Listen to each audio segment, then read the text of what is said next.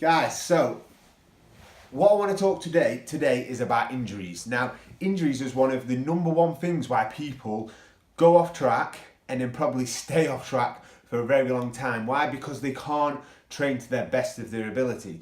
Now, there's a lot of things that we can do with avoiding injuries. So when we're training, when we're exercising, we can make sure that we feel flexible in exercises, and we can make sure that we're not going too intense, and we're making sure that our joints are very stable in what we're doing. So we're paying attention to what we're doing every second, every single rep or every single activity you're doing, you're paying attention to it.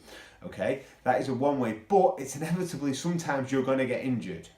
Now, what we have to do is we have to look at this from a positive mindset.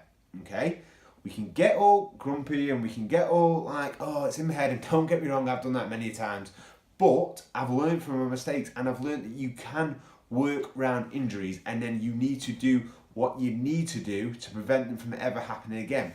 So, let's say that you hurt your knee.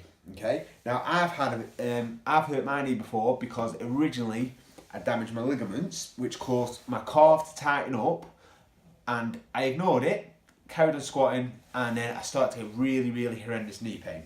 Okay, now what I have to do is need to make sure on a regular basis that I do stretch my calf out, and if I feel it getting tighter, I can feel the muscles around my joint, and I can basically make sure that I foam more regular and I stretch regular. Okay, and I'm very cautious of that when I'm training. That's what you can do to prevent it. But while you are actually injured, the mindset with training is very, very simple. Okay, you have got probably 45 minutes 3 times a week to exercise.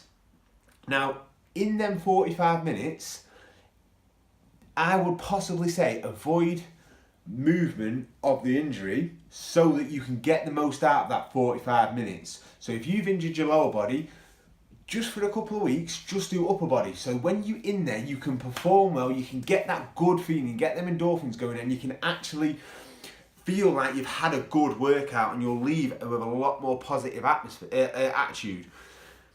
But what you cannot do is not move that injury and not basically keep that injury and hopefully it'll get better, because it won't. If you don't move something, you don't keep something mobile, it is one way to basically knacker up your injury. All I'm saying is avoid doing it in the sessions.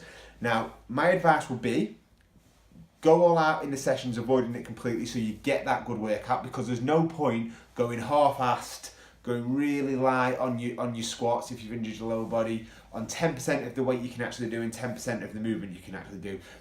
Just trying to keep it moving, because you're wasting them valuable 45 minutes that you've probably busted your ass to try and get there. So what you need to do is you need to use them 45 minutes in the training session to actually train hard, avoiding any sort of lower body or whatever your injury is.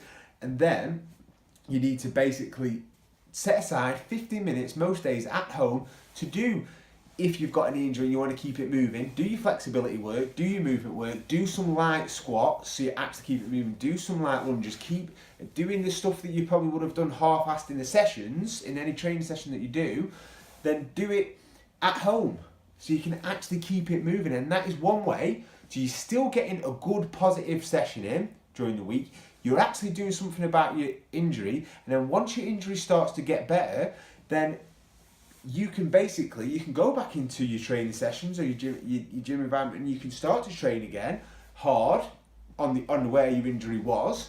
But guess what you don't stop doing? You don't stop doing that little weekly routine, that prevention, so you don't ever get injured again. Now, if we do stop doing that, then there's a chance that it could come back again. So we need to make sure that we're going across the board. Now, I don't mean spending hours and hours at home doing it. I just mean 10 minutes every day. Get into a little routine before you get up in the morning. These are things that we have to do. These are things that I do on a regular basis for past football injuries that I've had. So you have to do them if you want longevity in your training.